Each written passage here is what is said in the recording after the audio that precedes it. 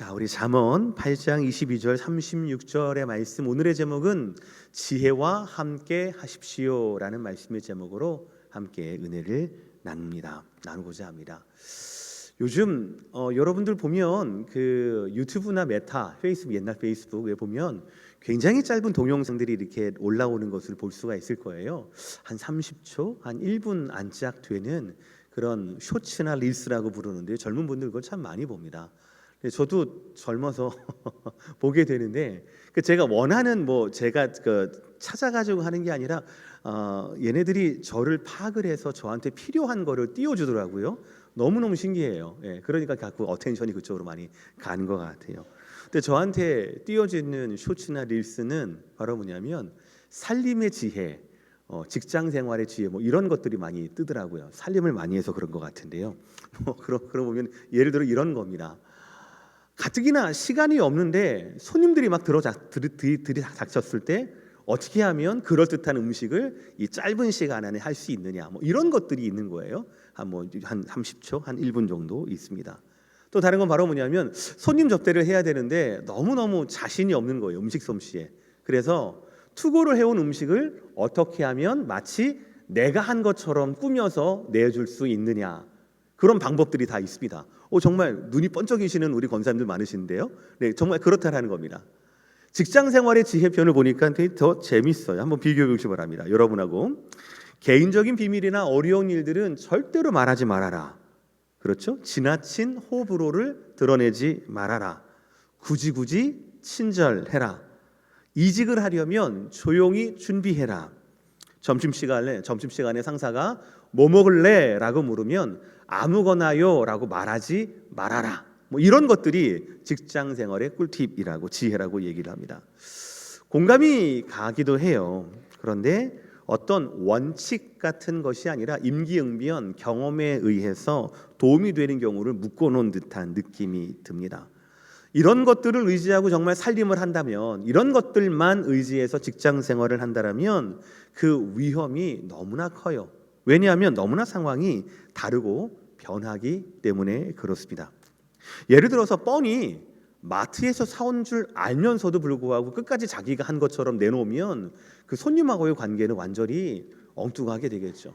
직장 상사가 뭐 먹을래? 라고 해서 고민하지 말아야지, 아무거나라고 말하지 말아야지, 저는 소고기 먹겠습니다 라고 말하면 그 사람은 직장이 없어질 수도 있습니다. 점심시간만이 아니라.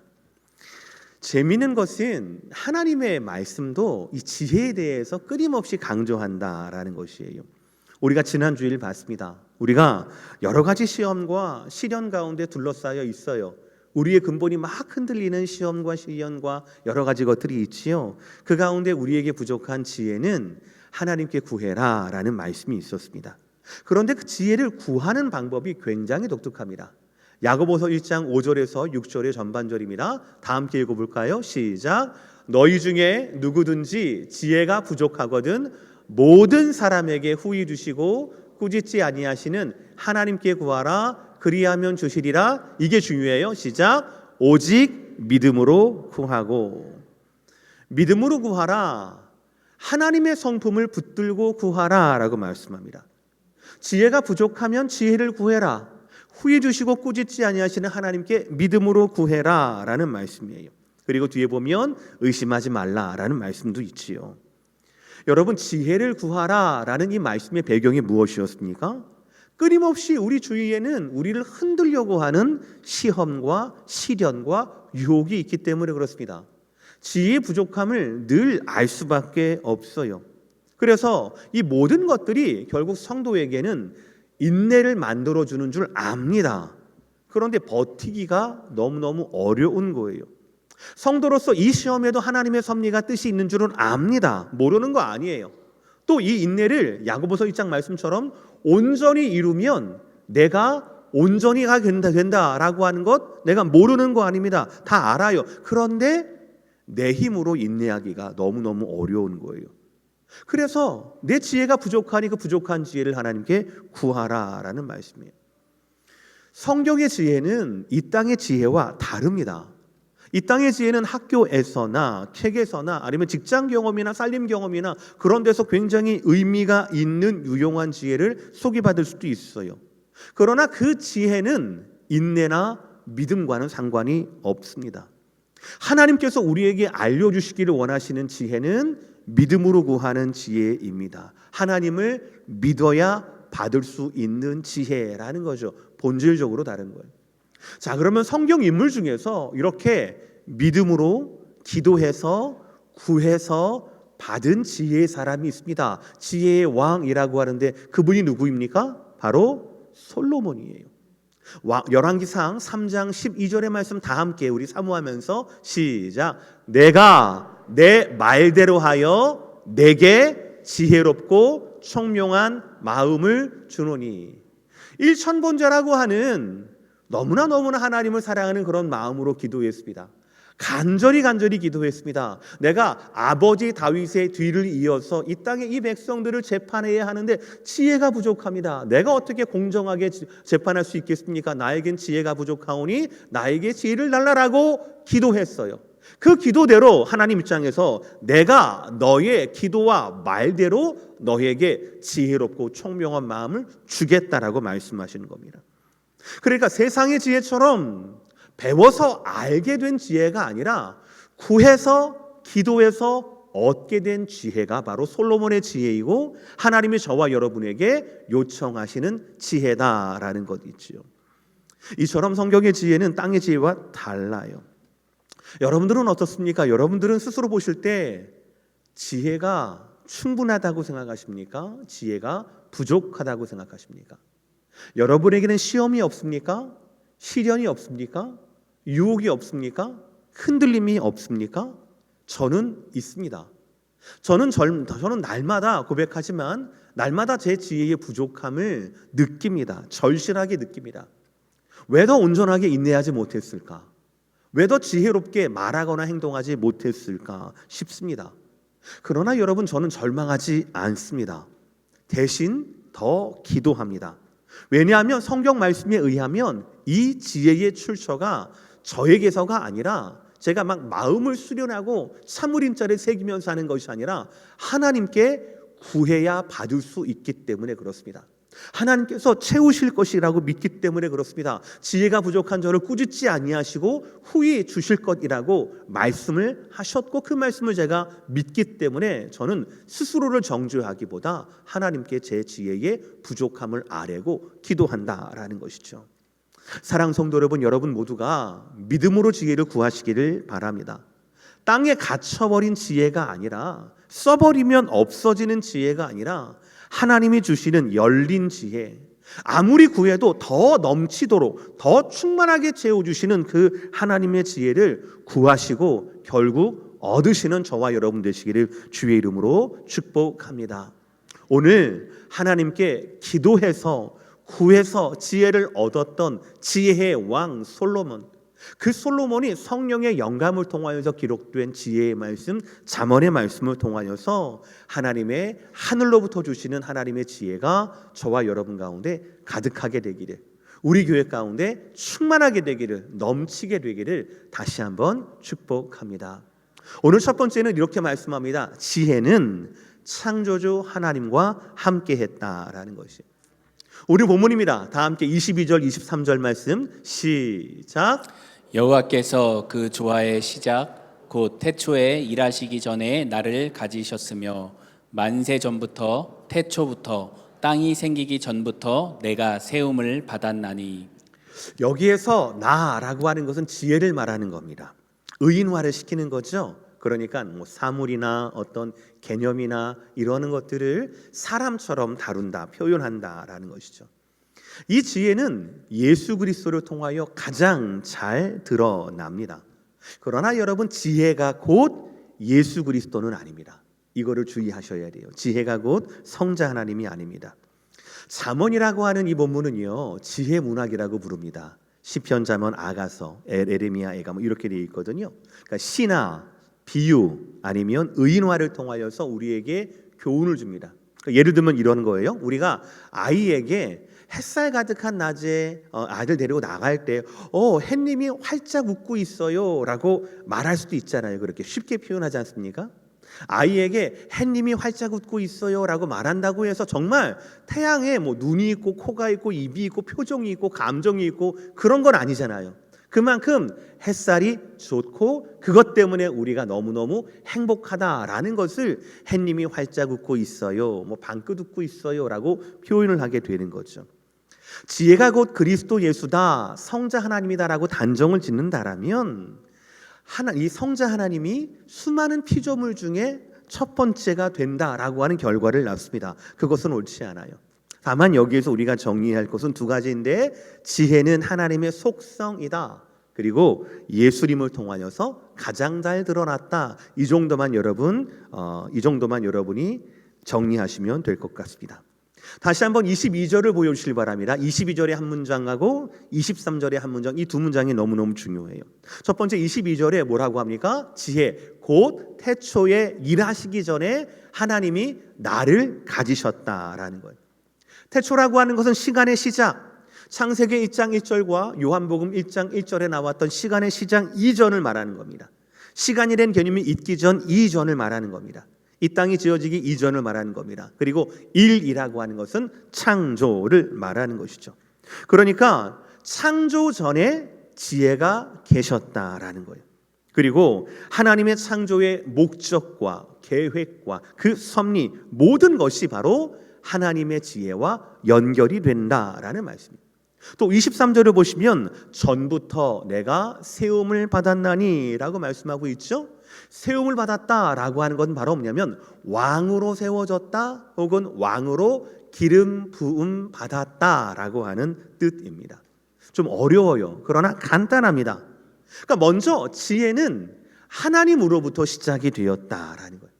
창조 이전에, 세상이 있기 전에 하나님과 하나님의 지혜가 함께 하셨다라는 거예요. 그리고 하나님의 지혜는 하나님으로부터 기름 부음을 받으셨다라는 말씀이에요. 그러니까 유한한 인간의 지혜와는 완전히 다른 거예요. 물론 인간의 지혜는 참 눈이 부십니다. 정말 우리가 기술의 발전을 얘기할 때 눈부신 기술의 발전이라고 얘기하지 않습니까? 여러분, 달에 처음으로 사람을 착륙하게 했던, 실어 날렸던 그것이 1969년에 아폴로 11호라는 건 아마 알고 계실 거예요. 저도 설교를 준비하다가 봤는데요, 저 깜짝 놀랐어요. 뭐냐면 지금 우리가 다 가지고 있는 셀폰 있죠, 스마트폰. 이것이 1969년 아폴로 11호의 기술보다 훨씬 더 나은 거래요.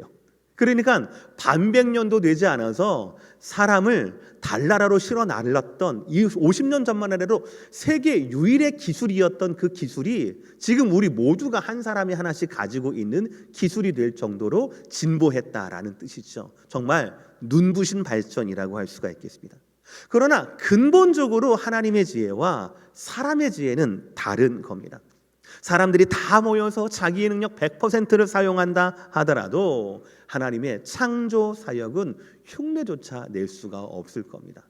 사람들이 빛을 가지고 응용해서 뭐를 만들어낼 수 있지만 빛 자체를 만들어낼 수는 없습니다. 물을 가지고 이것도 하고 저것도 하고 그럴 수 있겠지만 물 자체를 만들어낼 수는 없기 때문에 그렇습니다.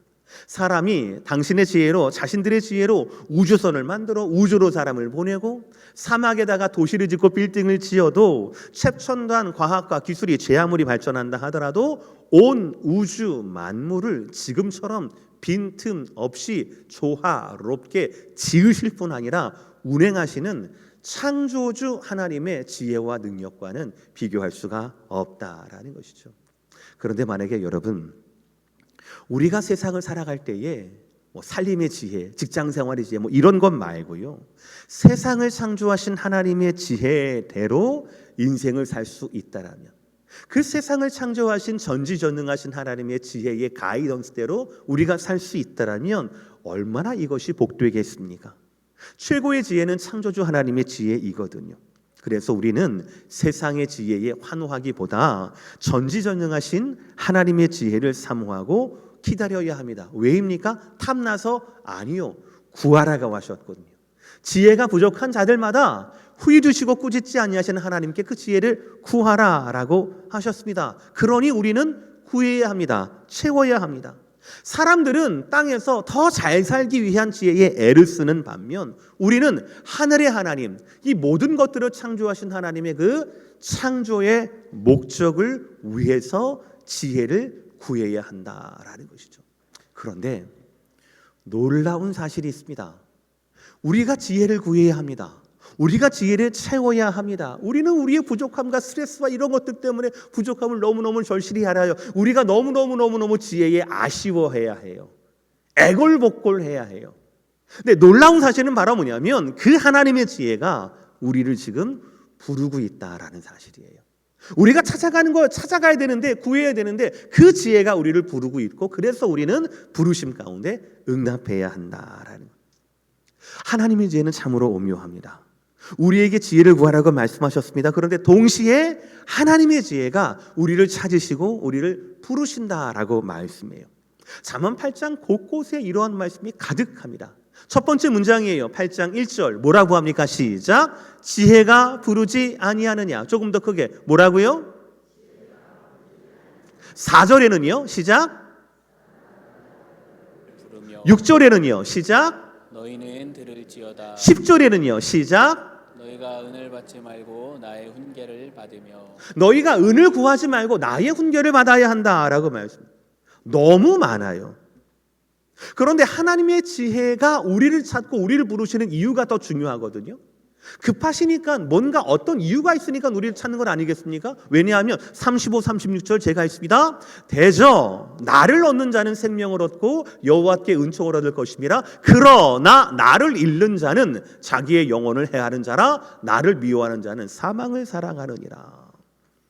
지혜를 얻으면 생명을 얻지만 지혜를 잃게 되면 사람에 이르기 때문에 그렇다라는 거죠. 그러니까 이 말씀에 의하면, 이 말씀으로 말미암아 지혜에 대한 저와 여러분의 가치 판단이 달라져야 합니다. 단순히 지혜가 어느 마켓에 가면 뭐가 더 싸다더라 이게 아닙니다. 어느 식당에 가면 팁을 좀 들래도 티가 안 나더라 뭐 이런 게 아닙니다. 더 편하고 더 싸고 더 좋은 뭔가가 아닙니다. 하나님의 지혜는 영원히 죽고 영원히 사는 그 뭔가라는 거예요. 그 문제다라는 것이죠. 지혜를 얻어야 생명을 얻고 하나님께 은총을 얻을 수 있습니다. 그러나 지혜를 잃는 자는 영혼을 해하게 됩니다. 결국 사망으로 향하게 된다라는 것이죠. 그러니까 오늘 말씀에 의하면 하나님의 지혜를 구하는 것이 우리 삶에 있어서 가장 중요한 우선순위라는 것이죠. 자, 그렇다면 어떻게 지혜를 구해야 합니까? 지혜의 왕 솔로몬은 하나님의 감동을 받고 우리에게 세 가지를 말씀합니다. 첫 번째, 다 함께 시작. 경청하고 순종하라. 32절 33절 본문입니다. 아들들아 이제 내게 들으라. 내 도를 지키는 자가 복이 있느니라. 훈계를 들어서 지혜를 얻으라. 그것을 버리지 말라. 가장 먼저 지혜는 우리에게 듣기를 요청합니다. 주의해서 듣기, 즉 경청하기를 요청합니다. 특히 32절의 첫 문장을 보시길 바랍니다. 내 도를 지키는 자가 복이 있다. 내 도는 내 길입니다. 그야말로 내 길이에요. 그러나 성경에서 내 도라고 하는 것은 그냥 길이 아니라 삶의 여정, 태도, 습관, 교훈 등을 의미합니다. 그러니까 내 삶의 태도를 지키는 자가 복이 있다. 여기서 지킨다라는 건 바로 뭐냐면요, 히브리어로 울타리를 쳐서 보호한다라는 의미가 있어요. 지킨다라는 의미는 바로 뭐냐면 울타리를 쳐서 보호한다라는 겁니다. 그러니까 내 도를 지킨다라고 하는 것은 바로 뭐냐면 하나님이 우리에게 원하시는 삶의 습관, 삶의 태도, 삶의 교훈에 울타리를 치는 겁니다. 이걸 지키는 겁니다. 근데 여러분, 울타리를 쳐서 지킬 때 한 번만 지킵니까? 아니면 계속해서 지켜야 합니까? 반복해서 지켜야 합니다. 울타리를 돌아다녀야 합니다. 어디 느슨한 건 없는지, 좀 구멍난 건 없는지, 뭐 이리가 들어오거나 다른 여우가 들어오거나 그럴 만한 구멍이 있지는 않는지 늘 반복해서 봐야 한다라는 것이죠. 그러니까 32절의 말씀에 의하면 하나님의 지혜를 들어라. 내 도를 지키는 자는 복이 있느니라. 즉 그 지혜가 가르치는 교훈을 반복적으로 지키는 사람이 복이 있다라는 뜻이에요. 또 33절을 보시길 바랍니다. 훈계를 얻어라. 훈계를 들어서 지혜를 얻으라라고 얘기합니다. 여기서 말하는 훈계는 그냥 단순한 지혜가 아니에요. 징계, 견책, 책망까지 포함을 하는 겁니다. 그러니까 훈계를 들어서라는 이 말씀은 내가 듣기 좋은 말, 내가 들어야 할 말, 나에게 필요한 말만 듣는 것이 아니라 내가 듣기 싫어도 내가 들어야 할 훈계를 내가 달게 들어야 한다. 그리고 그거에 순종하고 복종해야 한다라는 의미가 있는 거예요. 그러니까 처음에 경청하고 순종하라라고 하는 건 우리의 듣는 것을 말하는 겁니다. 종합하면 이 말씀은 들었으면 들은 대로 순종해야 한다. 하나님의 지혜에 대한 우리의 순종이 준비되어 있는가를 말씀하고 있는 거예요. 우리의 태도를 묻고 있습니다. 특히 예수 그리스도를 통하여서 가장 잘 계시된 하나님의 지혜에 대해서 그 교훈의 길을 지키는 자가 복이 있다. 책망 또한 포함된 그의 훈계를 듣고 순종하는 태도, 그리고 어떤 교훈도 거부하지 않고 소홀히 하지 않고 버리지 않아야 한다라는 것을 오늘 32, 33절이 우리에게 말하고 있다라는 것이죠. 다시 한번 따라합시다. 경청하고 순종합시다.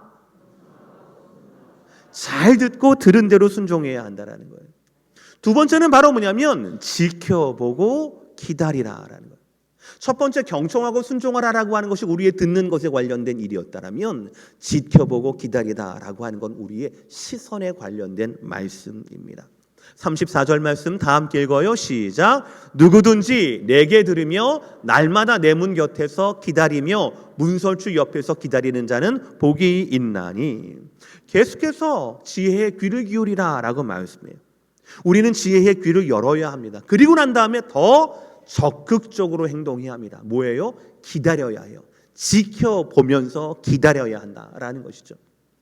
한글 번역에서는 기다리며 기다리는, 이게 똑같은 기다린다라고 나오죠. 그런데 원어에서는 조금 다릅니다. 첫 번째 내 문 곁에서 기다리며, 이건 바로 뭐냐면요, 잠을 자지 않고 경계하는 것을 말하는 겁니다. 잠을 자지 않고 경계하는 겁니다. 시편 127편에 똑같은 동사가 나왔어요. 여호와께서 성을 지키지 아니하시면 파수꾼에 깨어 있음이 젖되려다. 여기에서 말하는 파수꾼에 깨어 있음, 이것이 기다리는 거예요. 이것이 지켜보면서 기다리는 겁니다. 밤새도록 적군이 오는가 안 오는 거를 지켜보는 겁니다. 그게 내 잡이에요. 이게 바로 하나님의 지혜를 귀를 열고 들으면서 그분이 오시는가를 기다리는 겁니다. 보는 겁니다. 지켜보는 겁니다.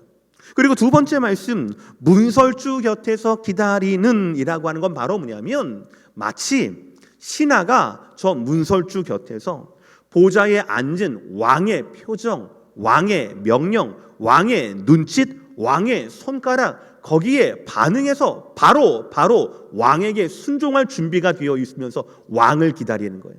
왕을 지켜보면서 언제든지 달려가서 왕을 시중들 준비를 하면서 문설주 곁에서 왕을 기다리는 것을 말하는 거죠.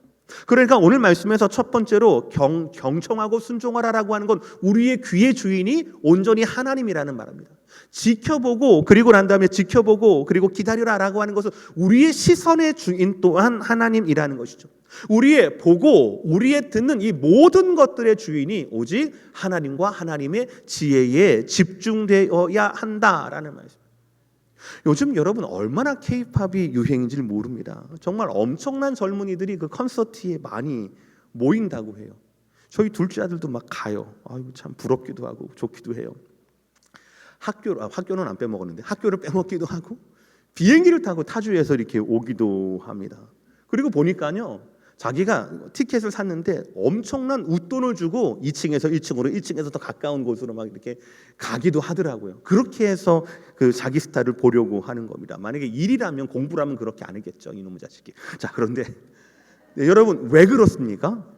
왜 그렇게까지 열심입니까? 유튜브 통해서 다 볼 수 있거든요. 가기 전에 야 유튜브 보면 다 나오잖아. 그런데 안 된대요. 직접 봐야 된대요. 직접 들어야 한대요. 그래야 느낄 수 있다나? 뭐 그러면서 그렇게 하는 거예요, 여러분들.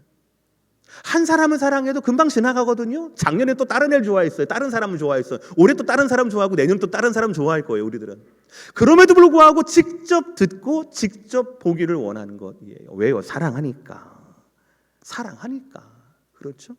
영원하지도 않을 그 사랑에 대해서도 우리의 젊은이들, 우리 친구들이 그렇게 하는데 하나님 말씀 우리에 뭐라고 합니까? 지혜를 사모하라, 지혜를 기다리라라고 말합니다. 잠을 자지도 않고 잠을 깨어서 성을 지키는 파수꾼처럼 왕의 입에서 떨어질 명령이 뭔지는 모르겠지만 계속 왕을 주시하는 그 신하처럼 하나님은 우리에게 하나님의 지혜를 더욱더 사모하라라고 말씀하고 있어요. 그런데 여러분, 우리의 귀가, 우리의 눈이 하나님께 집중되어야 한다라는 이 말씀보다 더 중요한 말씀이 있습니다. 뭐냐면 그 목적입니다. 그 이유입니다. 왜냐하면 왜 하나님께 우리의 귀를, 하나님의 지혜에 우리의 눈을 들여야 하는가? 왜냐하면 그래야만 3번 시작, 생명을 발견하고 은총을 얻으라. 왜냐하면 그래야만 우리가 생명을 발견하고 은총을 얻을 수 있기 때문에 그래요. 우리 복된 말씀 35절 다 함께 읽겠습니다. 시작. 대저 나를 얻는 자는 생명을 얻고 여호와께 은총을 얻을 것임이니라. 아멘. 원어로 보면 이 말씀이, 이 문장이 왜냐하면으로 시작을 합니다. 왜냐하면으로 시작을 해요. 지금까지 우리가 하나님의 지혜를 경청하고 기다려야 하는 이유가 드디어 나옵니다. 왜냐하면 그래야 지혜를 얻는 자가 생명을 얻을 수 있고 은총을 얻기 때문에 그렇다라는 거죠. 하나님이 주시는 지혜를 가질 때 구원의 길을 발견할 수가 있습니다. 그러니 우리가 지혜를 발견하면서 생명과 은총을 얻는 인생의 시작이 바로 뭐냐? 지혜를 만나야 한다.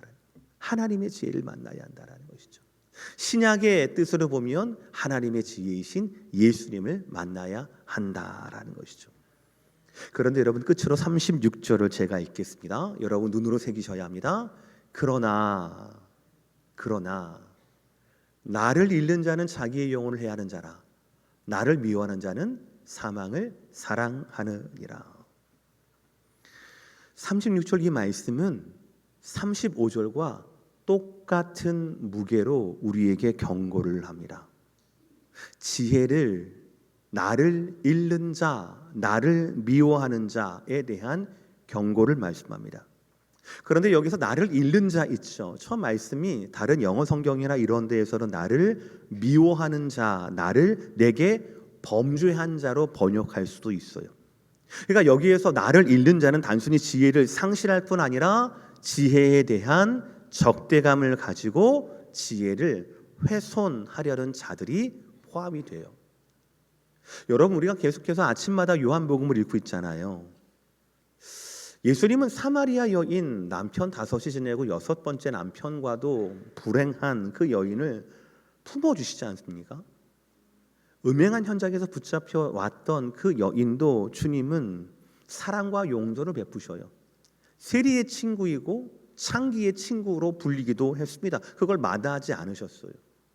그러니까 예수님께서 용서하고 사랑하고 품어주시는 사람은 뭐 밑도 끝도 없습니다. 근데 유일하게 그 예수님이 용서치 않은 자들이 있었어요. 누구였습니까? 서기관과 바리새인들이었습니다. 그들은 스스로 누구보다도 하나님을 사랑한다 자부했던 자들이었습니다.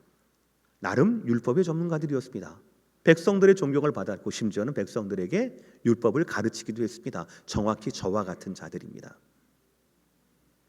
그러나 그들은 결국 하나님의 지혜인 예수 그리스도에 대한 적대감을 버리지 못하고 예수님을 훼손하려 했습니다. 예수님을 미워했습니다. 그래서 결국 어떻게 되었습니까? 심판과 저주의 대상이 되고 맙니다. 우리도 마찬가지입니다. 우리가 날마다 하나님의 지혜에 귀를 기울이고 순종하지 않으면, 그 지혜를 지켜보고 기다리지 않으면, 지혜를 발견하지 않는다라면 우리는 생명을 얻을 수 없습니다. 은총을 기대할 수 없습니다. 생명이 없는 인생은 죽음이고요, 은총을 기대할 수 없는 인생은 저주밖에 없지 않겠습니까? 사랑하는 성도 여러분, 하나님의 지혜는 하나님 자신이시고 또 구원자 예수 그리스도 자신입니다. 그 지혜는 창조주 하나님과 함께 하셨으며 지금도 우리를 부르고 계십니다. 이것이 복음이에요. 하나님 지혜의 부르심은 우리에게 생명과 은총을 주십니다. 천지를 만드신 전지전능하신 그 하나님의 지혜와 함께하면 더 이상 아무것도 걱정할 것이 없습니다. 부족한 것마다 구하면 넘치도록 채워주시기 때문에 그렇습니다. 그러기에 우리는 날마다 하나님께 하나님의 지혜를 달라라고 간절히 구해야 맞습니다. 놀랍게도 하나님이 먼저 우리를 찾아오셔서 우리에게 지혜를 주신다라고 말씀합니다. 너무나 감사한 섭리이고 말할 수 없는 사랑이지요. 그러니 여러분 무엇보다도 지혜를 사모하십시오. 창조의 원리가 되는 하나님의 지혜를 소중히 여기시고 지혜 얻기를 사모하십시오. 말씀의 훈계를 달면 삼키고 쓰면 뱉는 것이 아니라 어떤 말씀이든지 간에 달게 받으십시오. 간절한 마음으로 하루하루 여러분의 부족함을 하나님께 아뢰고 갈망함으로 지혜를 추구하십시오. 하나님은 지혜 얻기를 사모하며 간구하는 여러분의 마음에 반드시 지혜를 주시고 하나님의 지혜로 땅에 우리가 충만하길 원하십니다. 또 원하시는 대로 될 줄 믿습니다. 그러니 사랑하는 성도 여러분, 지혜가 부족하다 스스로 자책하지 마시고 온전한 지혜가 되시는 예수 그리스도 앞으로 우리에게 꾸짖지 아니하시고 후회 주신다라고 말씀하셨던, 믿음으로 구하라라고 말씀하셨던 주 앞에 나아가서 하늘의 지혜로 여러분의 땅을 채울 수 있는 복된 저와 여러분의 하루하루가 되시기를 주의 이름으로 축복합니다.